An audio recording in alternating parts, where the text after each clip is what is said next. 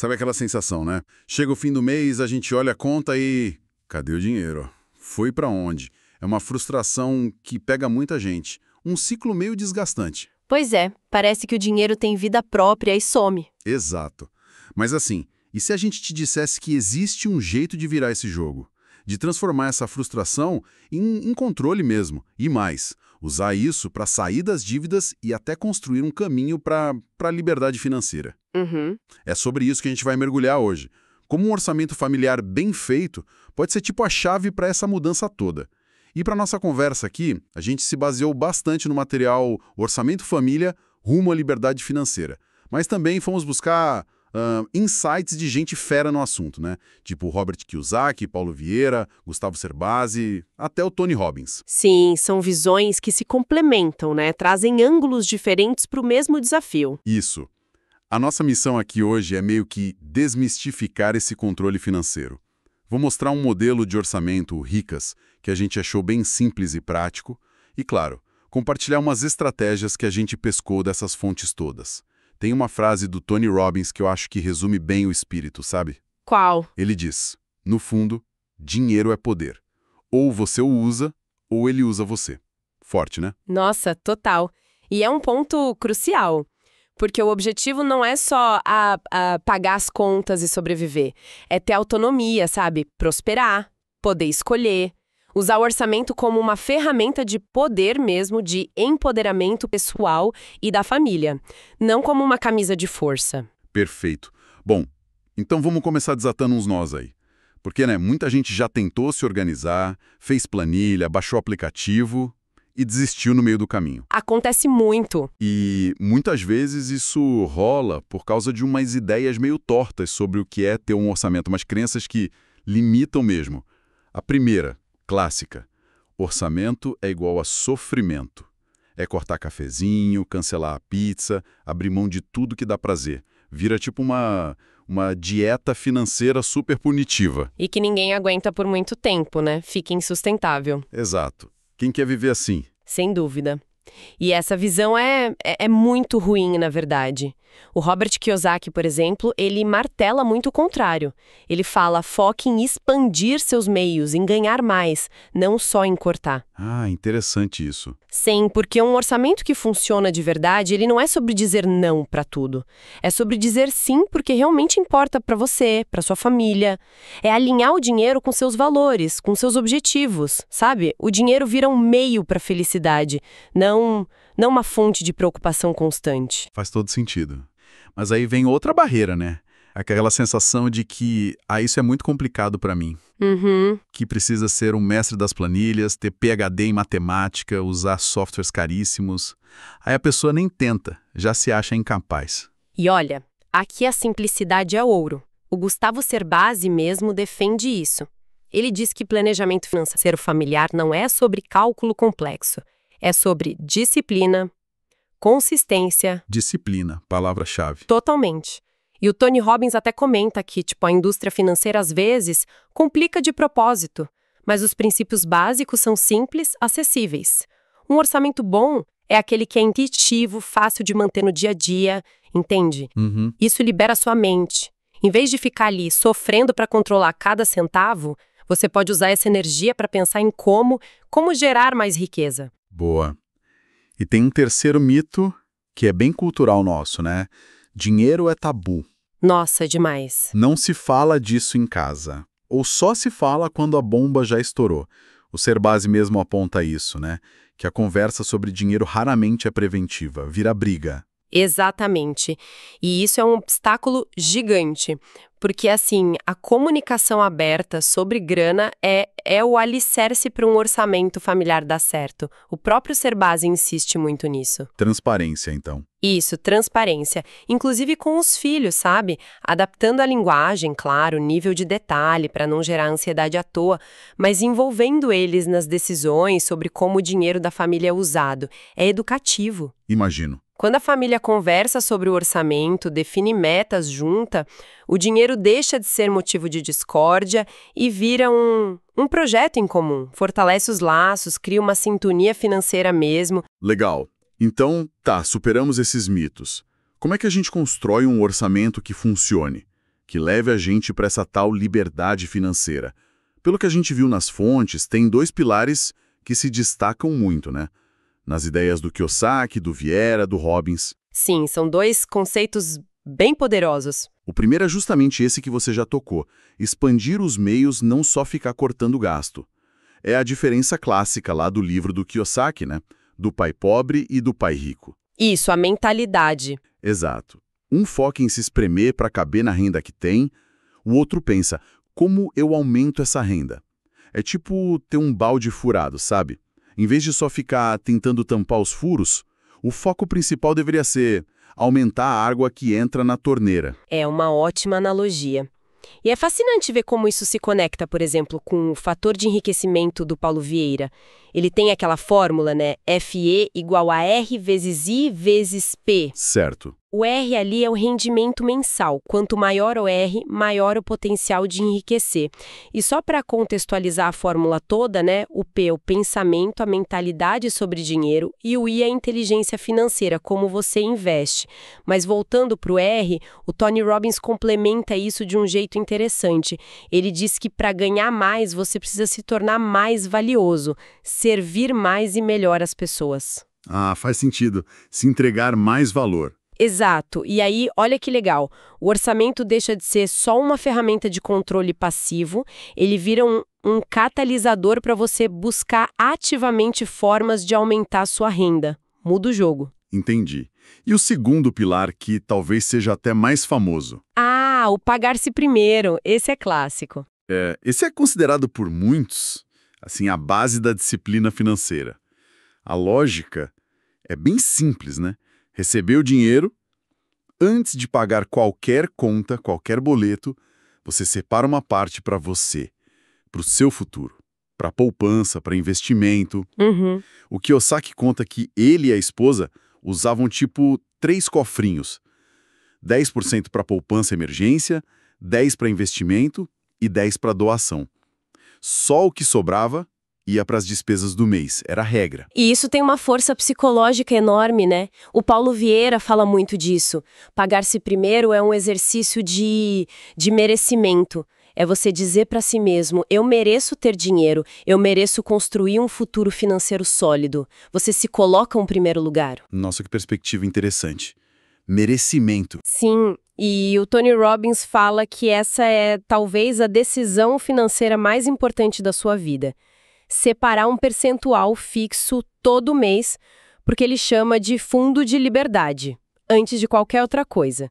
Os benefícios são claros, né? Quais seriam os principais? Bom, primeiro, prioriza a construção de riqueza, óbvio. Segundo, desenvolve a disciplina que a gente falou. E terceiro, que é fundamental, ajuda a quebrar aquelas crenças limitantes sobre dinheiro.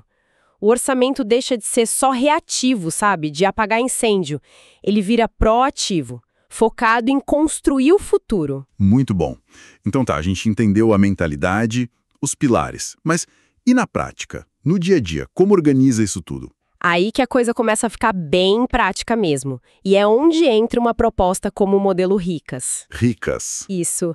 É um sistema que tenta simplificar essa distribuição da renda, sabe? Inspirado nessas ideias todas que a gente está falando, Vieira e Kiyosaki.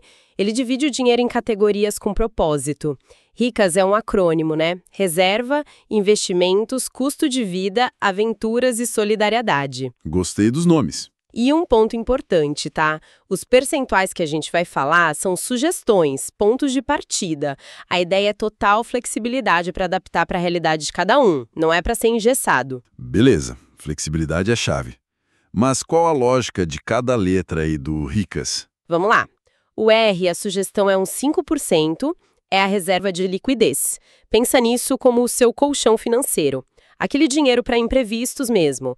Perdeu o emprego, deu um problema de saúde, o carro quebrou. O famoso pé de meia? Exato. Onde guardar? Em lugar seguro e que você consiga tirar rápido se precisar, sem perder muito. Baixo risco e alta liquidez.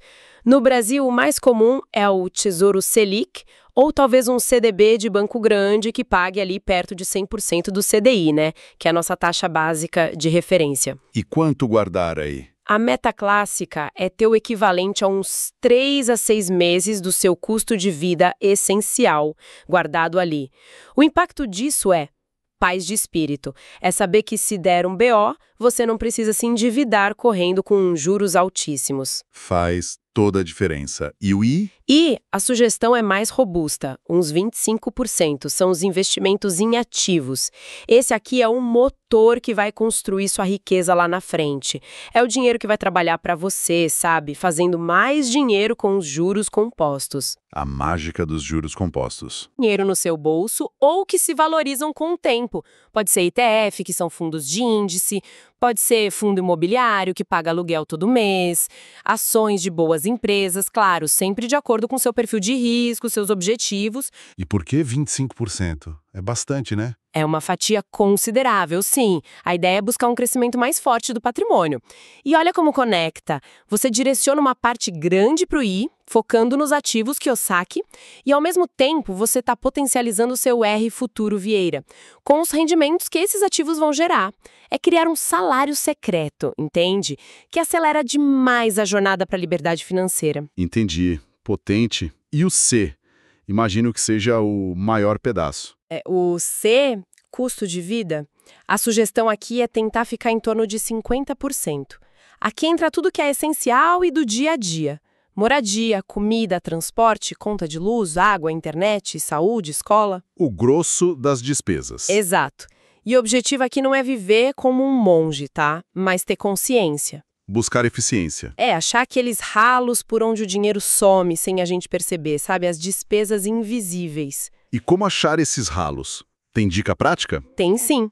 As fontes trazem algumas ideias. Uma é o famoso fator latte. Ah, já ouvi falar, o cafezinho. Isso. É uma metáfora, né? Para aqueles gastinhos pequenos do dia a dia, o café, a água na rua, o lanche fora de hora, que parecem nada. Mas se você somar isso no fim do mês, do ano, e pensar no que esse dinheiro poderia render se fosse investido... Assusta? Assusta. Aquele cafezinho de R$ 10 por dia, se você investir, vira uma grana preta em 20, 30 anos. É um convite a pensar nos pequenos hábitos. Faz sentido. O que mais? Outra coisa é buscar fazer compras conscientes. Antes de levar algo, parar e pensar. Eu preciso mesmo disso? Vai me trazer satisfação de verdade? Tem uma alternativa mais barata, ou mais inteligente? E comparar preço, né? Hoje com a internet, comparar preço é fundamental, pode economizar muito. Verdade. Às vezes a gente compra por impulso. Total. E tem uma ideia para quem tem financiamento longo, tipo de imóvel. O Robbins fala da aceleração. Mesmo que você pague um pouquinho a mais todo mês, direto no saldo devedor, sabe? No principal da dívida, isso pode cortar anos do financiamento e economizar uma fortuna de juros. É poderoso. Nossa, essa é boa. E os 50% para o custo de vida? É uma meta puxada para muita gente, imagina? É desafiador, sim, mas é um norte forte. Muitos casais que alcançam sucesso financeiro conseguem viver com menos que isso até. A lógica é, cada real que você economiza aqui com inteligência, sobra para ir lá para os investimentos e aí a roda gira mais rápido. Entendi. E o A e o S? Sobraram 10% para cada, né? Isso. O A, 10%, é de aventuras e lazer. Porque ninguém é de ferro, né? Ufa, ainda bem. Equilíbrio é tudo. Essa grana é para curtir a vida, recarregar as baterias, viagem, hobby, uma experiência legal, talvez um luxinho que te faça feliz. Aliás, estudos mostram que gastar com experiências costuma trazer mais felicidade do que comprar coisas. Interessante isso. E ter essa categoria no orçamento ajuda a manter a motivação, sabe? Evita aquela sensação de que é só sacrifício. E o último, o S? S é de solidariedade, doar, contribuir, ajudar uma causa, ajudar alguém. Olha, as fontes que a gente viu sugerem que isso é um comportamento muito ligado à prosperidade. O Paulo Vieira, por exemplo, ele argumenta que doar mexe positivamente com as nossas crenças de capacidade, de merecimento, cria um ciclo bom. Que interessante, não é só altruísmo, tem um retorno pra gente também? Parece que sim. Fazer o bem com alegria, dentro do que você pode, traz um senso de propósito, de bem-estar e fortalece a comunidade, né? É um ciclo positivo. Entendi. Então, o Ricas é tipo um mapa mesmo. A ideia é Primeiro, ver onde você está hoje, quanto você gasta em cada área dessas. Aí definir percentuais que façam sentido para sua realidade agora. E começar a acompanhar. Exato. E ajustando com o tempo. A renda aumenta, as prioridades mudam. O importante é intenção, é decidir para onde o dinheiro vai, em vez de só ver ele sumir. Faz muito sentido. E aplicar um modelo assim, imagino que se torne ainda mais importante, talvez mais desafiador quando a gente fala de dinheiro a dois, né? Em casal.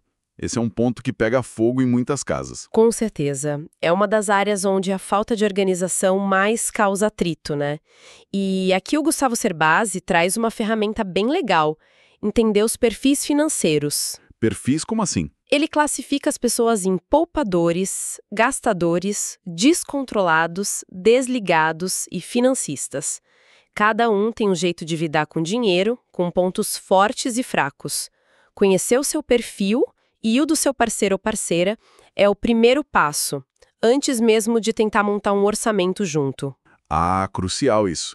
Não adianta querer impor um modelo se um é gastador e o outro poupador sem entender essas diferenças, né? Vai dar briga na certa. Exatamente, vira fonte de conflito. E aí, de novo, a comunicação é vital. Mais ainda, né? Fundamental. O Cerbasi critica muito essa falta de conversa preventiva. Para funcionar, tem que ter diálogo constante, aberto, construtivo, e tem umas práticas que ajudam nisso. Tipo o quê? Primeiro, marcar reuniões financeiras regulares. Um papo de casal mesmo, para olhar os números, ver como estão indo, sem dedo na cara, sabe? Como parceiros. Segundo, definir metas financeiras em comum. O que vocês querem conquistar juntos? A casa nova, aquela viagem dos sonhos, se aposentar mais cedo, ter esses sonhos claros alinha todo mundo. Aquela estrutura do Robbins sobre o preço dos sonhos, segurança, vitalidade, independência, liberdade, pode até ajudar a tornar essas metas mais concretas. Legal. Que mais? Terceiro, transparência total. Renda, gasto, dívida. Tudo na mesa. Conta conjunta pode ajudar, mas o Cerbasi sugere que quem tiver mais facilidade ou disciplina pode cuidar da gestão principal, desde que seja combinado, claro. Quarto, uma coisa importante, respeitar uma graninha para gasto individual. Um valor pequeno que cada um possa usar como quiser, sem ter que dar satisfação. Isso evita a sensação de controle total. Ah, bom ponto. Um respiro. Isso. E quinto, celebrar as conquistas. Conseguiram bater uma meta? Economizaram para algo? Comemorem juntos. Isso reforça a parceria, a sensação de que estão avançando. Ótimas dicas. Parece que juntar um modelo tipo Ricas, com essa comunicação aberta e o respeito às diferenças, transforma o orçamento de um campo minado para uma base sólida para o casal crescer junto. E essa organização toda, esse orçamento Ricas rodando, a comunicação fluindo, como isso na prática protege o patrimônio e acelera mesmo a chegada na liberdade financeira. Não é só pagar as contas em dia, né? De jeito nenhum. Se a gente olhar o quadro maior, o orçamento é a ferramenta que te permite tomar decisões financeiras muito mais inteligentes, inclusive sobre dívidas. O Kiyosaki, por exemplo, faz aquela distinção super importante entre dívidas boas e dívidas ruins. Certo. Qual a diferença? As ruins são aquelas que só tiram dinheiro do seu bolso. Juro de cartão, cheque especial, empréstimo pessoal com taxa nas alturas. O orçamento te ajuda a ver aonde elas estão e a criar um plano para detonar essas dívidas o mais rápido possível.